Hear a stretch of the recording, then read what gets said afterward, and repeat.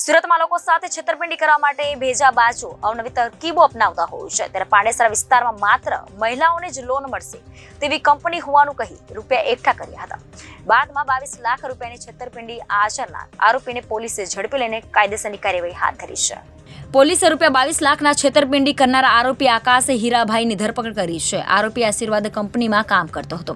આ એવી કંપની છે જે ફક્ત મહિલાઓને લોન આપે છે.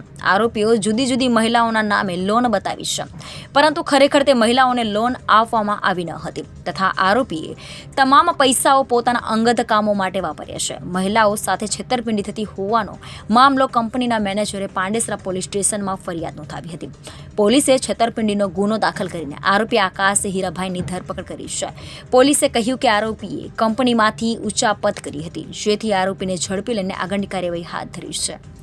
પાંડેસરા પોલીસ સ્ટેશન ખાતે આશીર્વાદ ફાઇનાન્સ કંપની પ્રાઇવેટ હતી, જે મહિલાઓને ખૂબ ઓછા વ્યાજ દરે નાની લોન આપતી હતી. જેમાં આશીર્વાદ કંપનીના જ કર્મચારી આકાશભાઈ હીરાભાઈ નાઓએ છેતરપિંડી કરી અને કંપનીની 22 લાખ જેટલા રૂપિયાની ઉચાપત કરેલી છે. જેમાં જુદી જુદી મહિલાઓના નામે લોન બતાવેલ છે, પરંતુ ખરેખર લોન આપેલ નથી અને તેઓએ આ લોન પોતાના અંગતથી જ સારું વાપરેલ છે.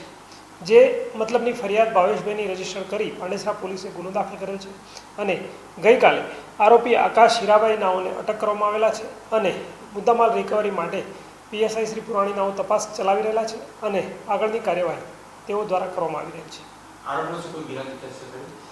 પ્રાથમિક તપાસમાં આરોપીનો કોઈ ગુનાહિત ઇતિહાસ આવેલ નથી, પરંતુ ઈ ગુજકોપ તેમજ પ્રેસના માધ્યમથી તેઓની જાહેરાત કરવામાં આવશે. જે અનુસંધાને ઇન્વેસ્ટિગેશનમાં જે પણ હશે તે અનુસંધાનિક કાર્યવાહી કરવામાં આવશે. Reporter Hitesh Prajapati, Janadesh news, Surat.